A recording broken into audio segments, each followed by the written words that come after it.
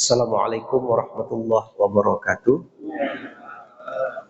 Alhamdulillah wassalatu wassalamu ala Rasulillah wa ala alihi wa sahbihi wa mawala amma ba'du. Bapak-bapak, ibu-ibu sekalian yang dimuliakan Allah, mari kita awali majlis ilmu kita ini dengan membaca basmalah. Bismillahirrahmanirrahim. Sebagaimana biasa, sebelum kita mengumandangkan iqamah untuk mendirikan sholat zuhur berjamaah, kita lakukan tausiah. Di siang ini judulnya sebab-sebab wajib nafkah dalam rumah tangga dan kaitannya dengan pembayaran zakat. Jadi kita akan melihat satu disiplin ilmu dalam hukum keluarga Islam yang membicarakan tentang nafkah. Ya, sebab-sebab kita ini wajib menafkahi dalam rumah tangga. Kemudian nanti kita kaitkan dengan kewajiban membayar zakat. Bapak Ibu sekalian,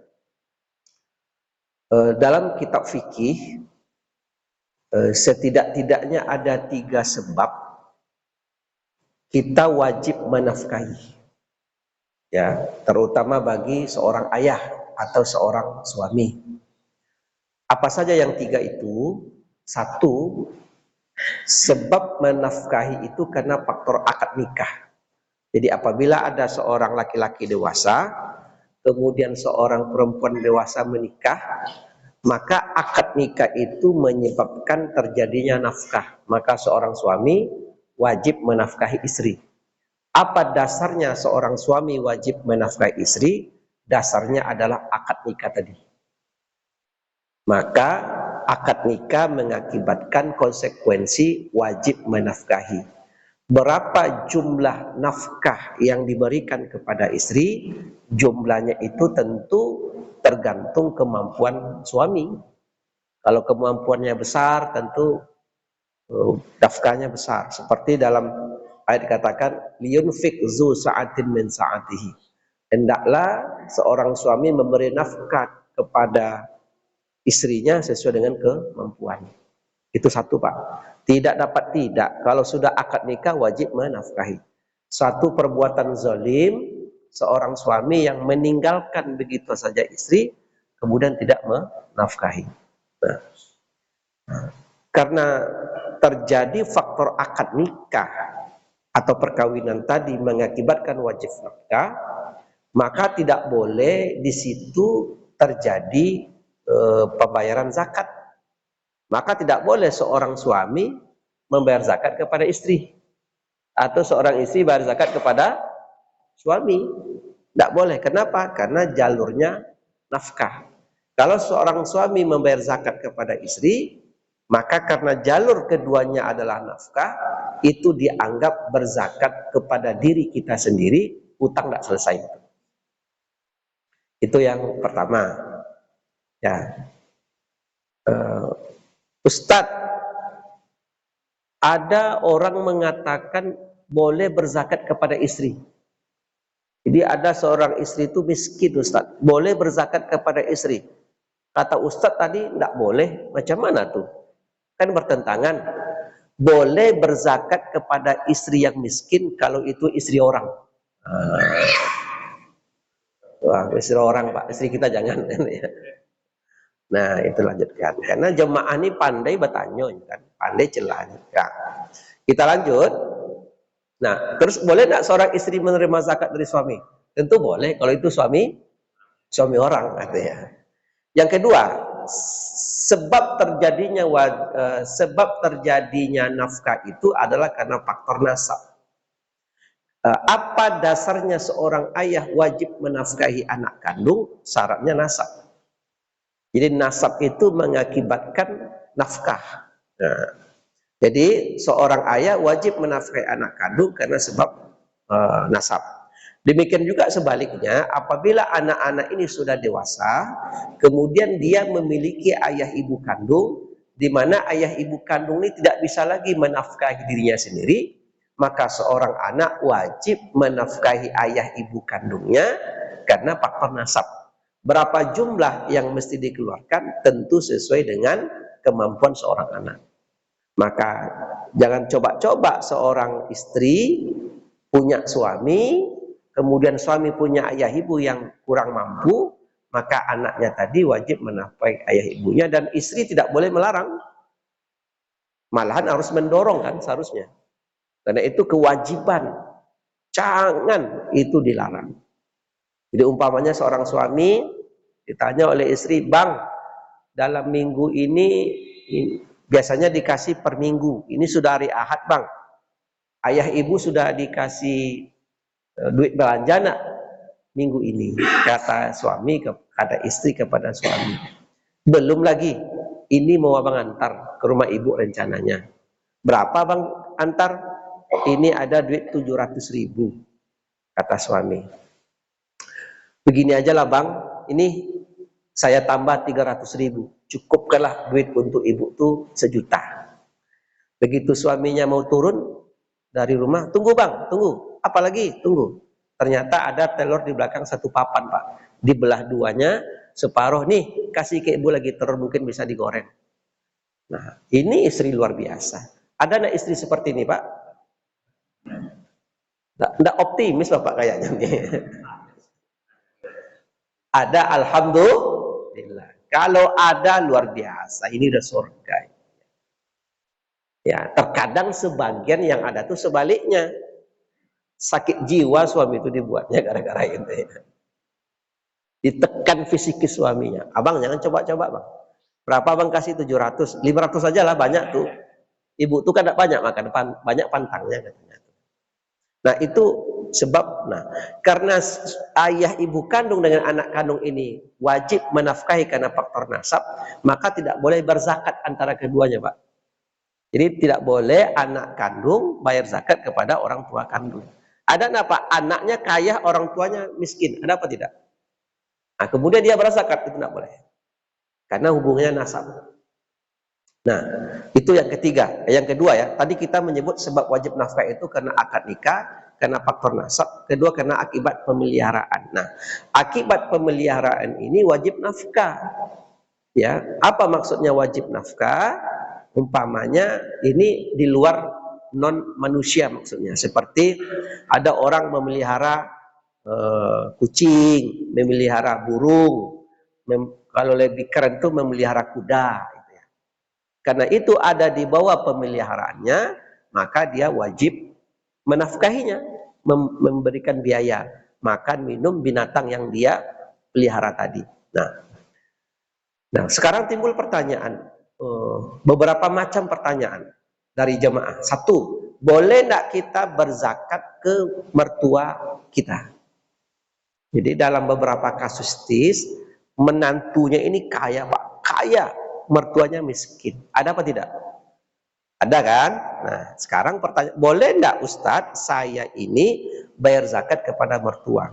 Jawabannya boleh ya, boleh tidak.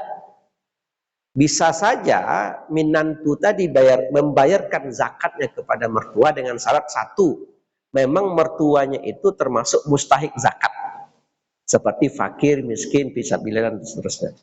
Ya. Atau boleh jadi mertuanya mu'allaf, kan bisa saja pak ya. Nah, boleh mu'allaf. Nah, itu pertama, mertua tadi masuk dalam kategori mustahik zakat. Itu 1, itu tidak bisa ditawar-tawar itu. Kalau nanti tidak selesai utang zakat kita. Yang kedua, mertua tadi tidak hidup dalam pemeliharaan kita, serumah dengan kita. Kalau mertua tadi serumah dengan bapak, di bawah naungan kita, makan bersama kita, hidup bersama kita, itu tidak boleh berzakat. Kenapa? Nanti sama dengan berzakat kepada diri kita sendiri. Tapi kalau dia berpisah rumahnya dengan kita, tidak di bawah pemeliharaan kita, maka tidak boleh berzakat. Maka nanti ada pula orang bertanya, "Ustadz, saya mengasihi mertua saya ini kadang-kadang dikasih sebulan 500, kadang-kadang enggak gitu. Enggak bersama saya, tapi nafkahnya saya beri bulan ke bulan." boleh tidak berzakat? Nah, dalam konteks ini kan hukum fikih itu kan tidak bisa hitam putih. Dia mempertimbangkan satu kaidah taghayyurul ahkam, hukum itu berubah, bitaghyiril amkan, berubahnya tempat, wa azman, berubahnya waktu, wal ahwal, berubahnya keadaan. Jadi hukum itu bisa berubah kalau keadaannya berubah, tempatnya berubah, kemudian waktunya berubah. Itu hukum, Pak.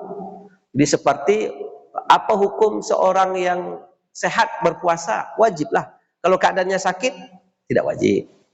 Apa hukum baca Al-Quran di masjid nih? Sunat. Kalau tempatnya berubah di dalam WC gimana? Akan gitu, jadi haram.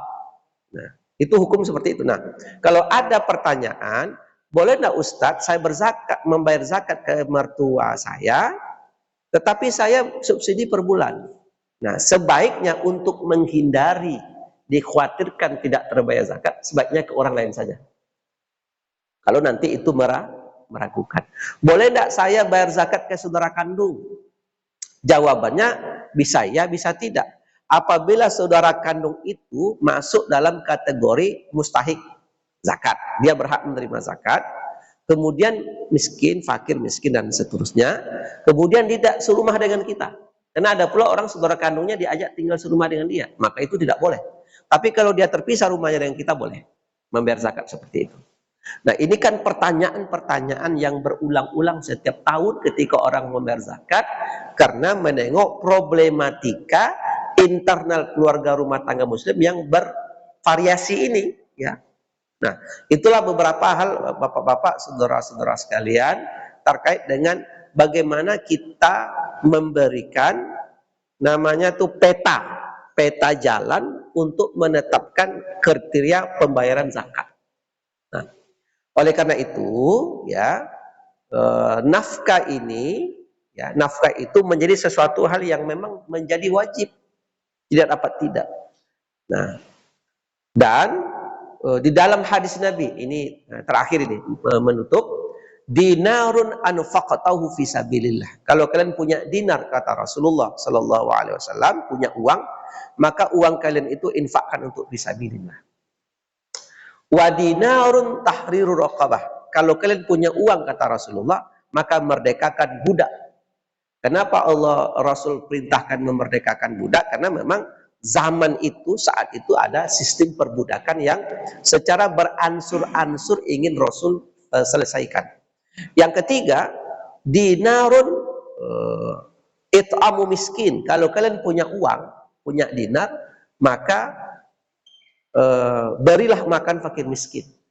Udah tiga, Pak, ya. Yang keempat terakhir, dinarun anfaqatahu ala ahli.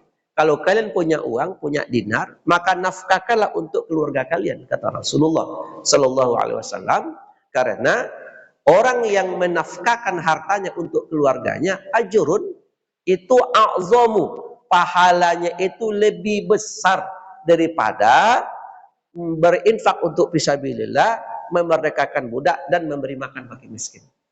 Jadi memang seorang suami, bapak-bapak, saudara-saudara sekalian, termasuk saya di dalamnya, maka seorang suami yang menafkahi istri dan anak-anaknya itu pahalanya lebih besar daripada berinfak untuk fisabilillah, memerdekakan budak, dan memberi makan fakir miskin. Ini luar biasa, Pak. Jadi bersyukurlah bapak-bapak dalam rumah tangga yang mampu menafkahi rumah tangganya dengan baik. Ada pula orang, Pak, dalam sistem keuangannya berhitung-hitung dia. Kalau ke orang lain curah, kalau ke anak istrinya ketat gitu. Ada enggak orang seperti itu? Nah, karena ada orang ini suka disanjung-sanjung, suka diangkat-angkat, ya. Jadi kalau ketemu sama orang bayar, tetapi ternyata anak istrinya tidak seperti yang kita bayangkan, ada seperti itu. Nah, inilah yang dapat kami sampaikan. Terus nanti akan ada beberapa kasuistis dalam rumah tangga, seperti apa hukumnya seorang istri mencuri uang suami kalau suami tadi tidak menafkahi anak istrinya padahal dia punya uang. Nah, ini menarik ini. Ya, dia punya uang, dia punya kemampuan, tapi tidak menafkahi istrinya. Oleh istrinya itu dicuri. Ini kan terjadi pada zaman Rasulullah Shallallahu Alaihi Wasallam. Seorang perempuan namanya Hindun datang mengadu kepada Rasulullah bahwa dia punya suami namanya Abu Sofyan. Abu Sofyan ini kikir, pelit. Maka boleh tidak Rasulullah saya mengambil bagian dari istri, dari harta suami, kemudian saya berikan ke anak-anak. Kata Rasulullah, ambillah secukup yang dibutuhkan oleh anak dan keluarga. Itu apa boleh, ya. Jadi tidak boleh juga seorang suami itu menyimpan aset kepada istri dan tidak dinafkahkan. Saya tanya bapak-bapak sekarang, ada enggak suami yang menyimpan aset uang yang istrinya tidak tahu? Ada apa tidak? Wih, ada, cepat sambarin nampaknya nih. Ada ya. Kenapa bapak simpan tak boleh diketahui istri? Ini Giko Ustaz, kalau tahunya habis pula sado ini kayaknya. Atau kadang ibu-ibu begitu juga. Nah, ini ibu-ibu yang di belakang nih, walaupun di belakang tirai, tapi insya Allah dengar ini. Ada enggak ibu-ibu ini nyimpan uang, nyimpan aset, entah emas, yang suami tidak tahu? Ada apa tidak? Nah, jawabnya ada, itu aja. Nah, kan sama-sama menyimpan aja nampaknya nih kan. Ya. Nah, akan bisa saja seorang suami itu menyimpan untuk menyembunyikan aset supaya memberikan kebahagiaan kepada istri, kan bisa saja. Jadi sore-sore jam 5, umpama jam 5 sore diajaknya istrinya, masuklah dek ke mobil. Kemana bang? Ikut aja lah. Mobil, berhenti di sebuah ruko yang catnya masih baru cat. Ini ruko siapa nih bang? Ini ruko sudah abang buat 2 tahun, sengaja abang simpan nih.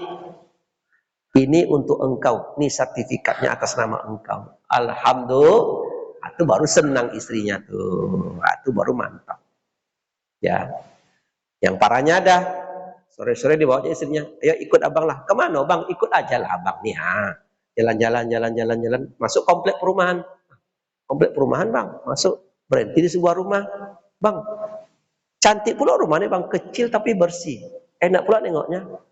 Bang, ada perempuan dalamnya. Siapa tuh bang? Ini istri baru abang. Itu baru pingsan kawan ibuannya. Nah, bapak sekalian dimuliakan Allah. Jadi itulah yang dapat kami sampaikan. Dan bapak-bapak ibu sekalian, topik-topik seperti ini sering kami sampaikan di mana-mana untuk menyadarkan kita bahwa ada fikih-fikih rumah tangga muslim yang mesti kita pahami. Kita ulang balik supaya memudahkan menghafal. Sebab-sebab wajibnya nafkah dalam rumah tangga adalah pertama sebab akad nikah. Kalau belum akad nikah tidak wajib pak. Kalau tunangan itu belum wajib. Kemudian sebab akad nikah. Sepanjang akad nikahnya masih ada antara suami istri, dia wajib menafkahi. Sampai nanti kata ulama, sampai seorang suami menjatuhkan tolak, tapi belum habis masa iddahnya. Sampai iddahnya belum habis, itu masih wajib menafkahi. Kedua, sebab wajib nafkah itu adalah karena faktor nasab. Sepanjang nasab itu ada, maka wajib menafkahi. Maka kenapa diharamkan berzina? Supaya nasab ini tidak boleh kabur. Ya, kuncinya. Kemudian wajib menafkahi karena faktor pemeliharaan dalam rumah tangga. Demikian, wassalamualaikum warahmatullahi wabarakatuh.